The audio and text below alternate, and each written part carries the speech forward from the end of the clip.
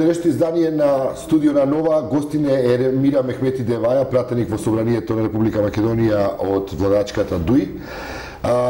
Господјо Ермира, како оди процедурата за носење на деловникот, како е атмосферата односно без опозиција или со малку опозиција во Собранието, со неколку мина опозиционери?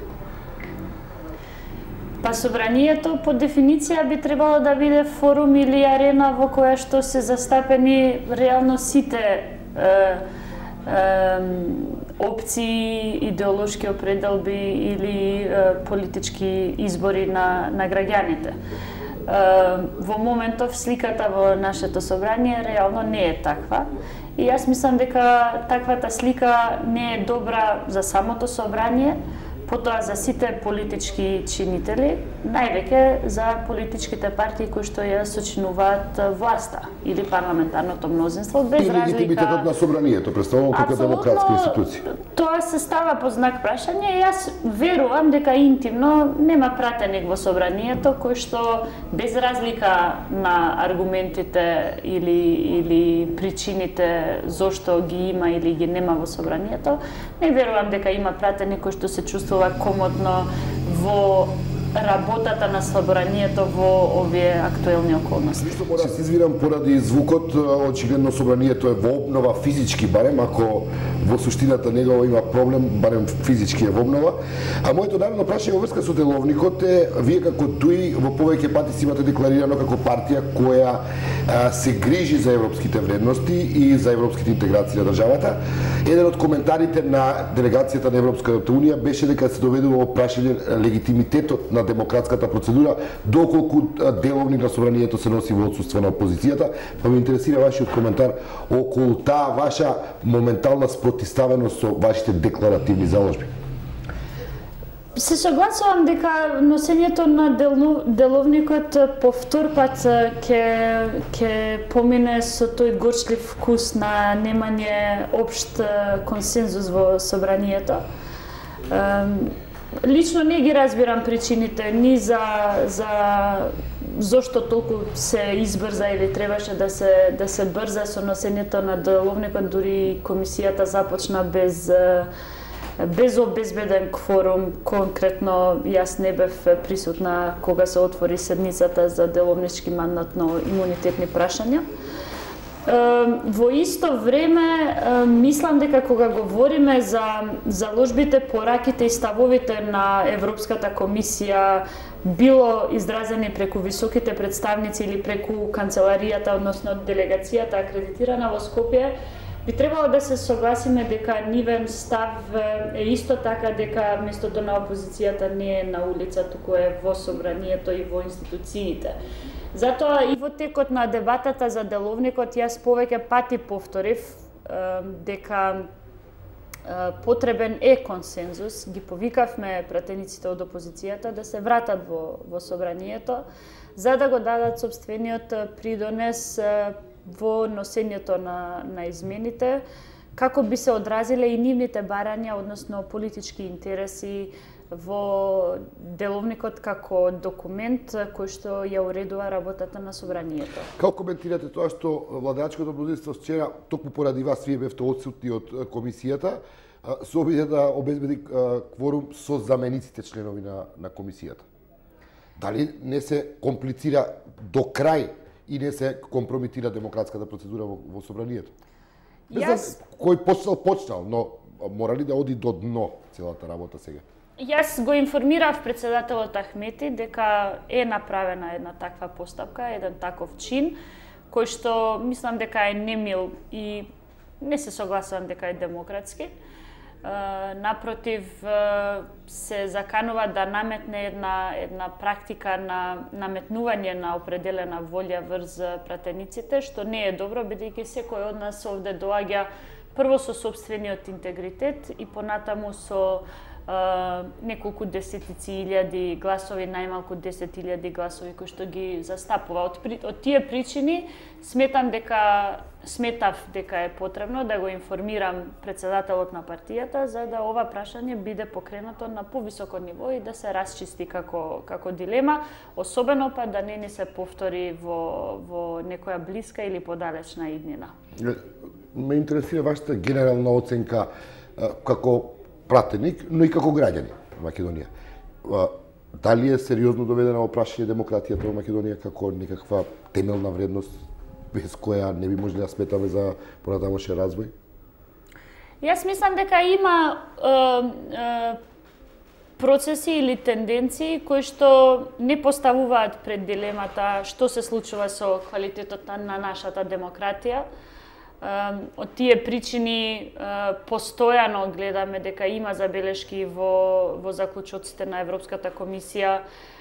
Нашата катастрофална состојба со медиумите фактички ја натера владата да измисли нешто што го нарече диалог со Сдруженијето на новинарите како механизам да го подобри квалитетот на односи меѓу власта и медиумите, односно медиумската слобода.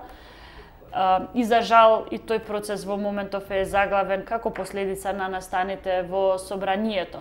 Тоа е еден аспект, можеби најочигледниот и највака загрижувачкиот, бидејќи медиумската слобода е реално просторот во кој што или преку кој што би требало да се гради и демократски амбиент, но и да се зацрсти демократската култура во државата.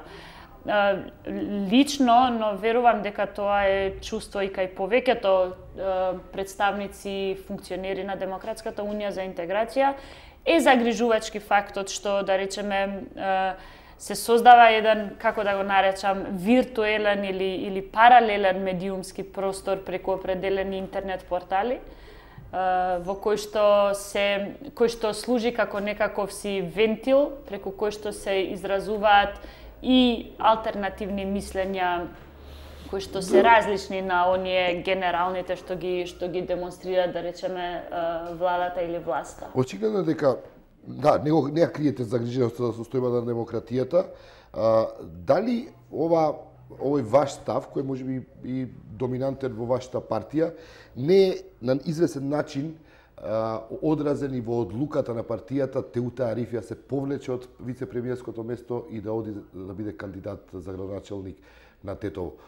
Со други зборови, она што беше ваш адут, односно дека Дуи ќе е тој кој ќе обезбеди почетокот на преговори, дека надежите во тоа практично ги губите. Па мислам дека работата на господја Арифи како вице-премиер за евроинтеграции или на било кој албанец, бидејќи се чини дека таа позиција ќе биде повторно наследена од кадар на Дуи, за жал докажа дека интегративниот процес или конкретно отварањето на преговорите реално не зависи од албанскиот партнер во власта, било кој да е тој, туку зависи од една општа волја или општ национален консензус пред се кај етничките македонци да се направи поместување или помрднување напред во однос на решавање на спорот околу името. Тоа го очекувавте дека господјата Арифи ќе може да го направи од таа позиција на вице-премиер? Се чини дека имаше таква проценка, но праксата покажа, заклучоците на Советот покажа дека тоа не зависи од Дуи и не може Дуи сама да го исполни како некакво очекување. И се во тие констелации ве прашам, реална ли е проценката на премиерот Груевски дека Македонија може да загуби препораката? Без да навлегувам во неговата дијагноза зошто би ја загубила, бидејќи сметам дека ако дојде до тоа, сите ќе бидат одговорни на известен начин. Вашата проценка, колку мислите дека тоа што Груевски го предвидува во вчерашното негово обраќање дека е реално? Јас не сум политичар кој што не знам, сака да наместо оптимизам да шири песимизам. И од тие причини ја отфрлам таквата теза или изјава. Дури повеќе мислам, всушност убедена сум дека Европската комисија е задолжена да ни помогне, а не да ни одмогне. Јас не мислам, не знам дали постои таква пракса. Според посетата на Санино не гледам дека има некои резултати, барем не за сега, така што и нејзиниот кредибилитет не би рекол дека е сосема доволен за да направи некаков прогрес. Не би си дозволила да го коментирам кредибилитетот на Европската комисија, бидејќи тие може и всушност се партнер кој што ни подава рака, но работата пред се треба да си ја завршиме самите. Јас мислам дека нема да ни се случи губење на препораката, повлекување или губење на препораката. Тоа значи дека верувате дека ќе се најде излез од кризата? Напротив, мислам дека ќе добиеме еден извештај со многу загрижувачки тонови и не толку дипломатско позитивен како што беше, да речеме, минатогодишниот или оној во претходната година. Мислам дека Европската комисија или кај функционерите на Европската комисија задолжени за Македонија имаше една преголема доза на оптимизам и убеденост дека може со преку нивно стимулирање или охрабрување процесот да се води напред.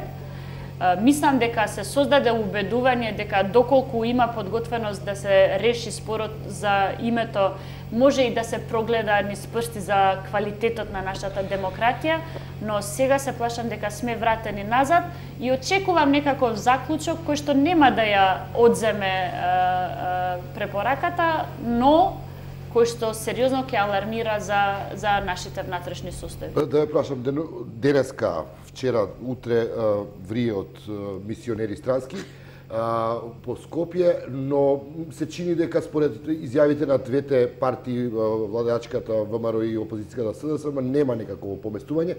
Ваша листа проценка ме интересира како инсайдер, дали мислите дека работите се помрднуваат од место, иако нели во јавноста двете страни ги држат цврстите своји ставови?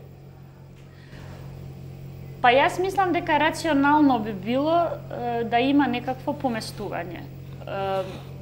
Интимно не мислам ниту дека Социјалдемократскиот сојуз, ниту дека ВМРО ДПМН посакуваат да ја донесат состојбата или ситуацијата во Македонија до фактички повлекување на мандатите, на мандатите, што потоа нели конечно би сето тоа би завршило или би се заклучило со некаков си катастрофален извештај од страна на Европската комисија.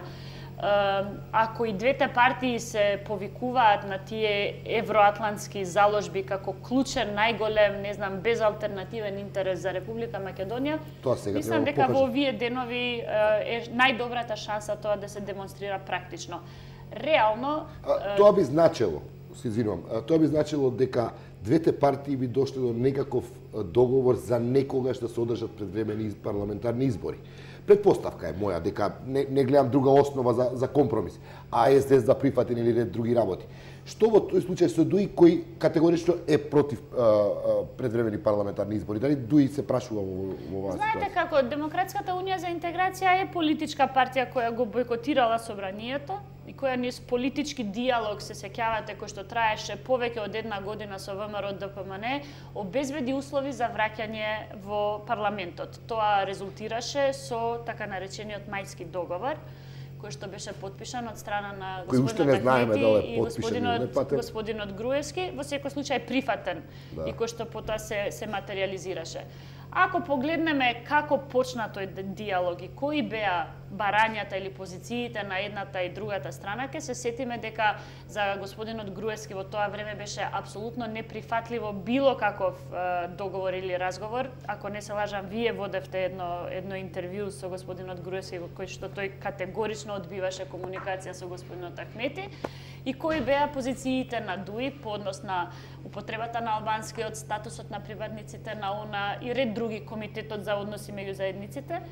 Конечно, позициите беа доближени низ еден интензивен диалог кој што резултираше со мајскиот договор. Добро ме подсетивте кога веќе ме подсетувате на минатото за вашите односи со ВМРО ДПМН и кога веќе ми ја враќате меморијата, сега изненадува некако блискоста која најна се создаде меѓу ВМРО ДПМН и ДУИ и Груевски и Али Ахмети, да оди до таму да Али Ахмети од Виена му поврача на Бранко Црвенковски дека е главниот проблем во Македонија и дека е дежурниот тој кој постојано прави ја дестабилизира Македонија.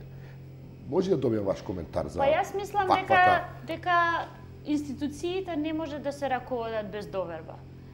И таквата доверба, ако не постои, ќе мора да се изгради. Никој не веруваше дека во 2002 година после изборите би била возможна било каква елементарна доверба помеѓу господинот Ахмети и господинот Црвенковски. Меѓутоа, таквата доверба, таквата размена, верување во концептот беше резултат на заедничката заложба да се изградат од каде потребата за да се влезе во таква една директна вербална конфронтација со Црвенковски? Не верувам дека станува збор за конфронтација, мислам дека тоа се политички ставови. Исто како што повеќе пати сме слушнале од господинот Црвенковски, да речеме проектот Плоштад Скендербег да го нарекува Тендербег, или пак определени квалификации на сметка на Демократската унија за интеграција, за кои што еве најголемите скептици дека нели во однос на односот или блискоста помеѓу ДУИ и СДСМ биле изненадени кога ги слушнале. Затоа јас мислам дека тоа прашање на доверба меѓу партнери во владење всушност се условува од таа заложба или намера да се владее или да не се владее заеднички. За крај да ме прашам уште едно прашање. ДУИ е против предвидени парламентарни избори. Вчера од премиерот слушнавме варијанта дека Македонија може да изгуби препораката за членство. Вас вие европските интеграции ви се императив. Ако, кога веќе се отвара тоа прашање, хипотетички, ако Македонија изгуби препораката, дали ДУИ ќе биде тој што ќе бара предвремени парламентарни избори? Па јас мислам дека задржувајќи го ресорот евроинтеграција, ние ќе се обидеме и понатаму во афирмативна смисла да го градиме односот меѓу Република Македонија и Европската комисија. Нема да биде лесно во вакви околности. Не сакам да верувам дека премиерот е навистина убеден во таквата изјава, бидејќи задача на еден премиер е да шири оптимизам и надеж кај граѓаните, а не да гради песимизам и недостаток на надеж по однос на она што е клучна заложба, интерес, не знам, единствен кохезивен елемент кој што ги зближува заедниците. Така што Груевски вели не сум јас крив, јас правам се. Бранко Црвенковски е тој кој ќе ни одземе препораката. И сега зборувам, тоа е доколку сме во таква фактичка ситуација, дали за ДУИ предвремени избори се решени. Добрата страна на ова е што Брисел не ги гледа работите на тој начин. Брисел нема да бара виновници во власта или во опозицијата. Тоа е јасно. Ке ја обвини државата, односно како што велат они state leadership. Во тој leadership всушност се вклучени сите. Не случајно не ми одговарате на прашањето дали октомври доаѓа Македонија нема препорака, дали за ДУИ е подносливо да седи во влада или да оди на предвремени избори. Или да се повлече во опозиција, не знам, прашувам хипотетички. Па ова е енигма која што ја карактеризира ДУИ во власта повеќе години, така што би оставила да биде енигма. Да видиме каков ќе биде заклучокот и потоа ќе се произнесеме. Веќе некаков одговор. Ви благодарам што сте гостин во студиото на Нова. Тоа беше пратеничката на ДУИ, господја Ермира Мехмети Деваја.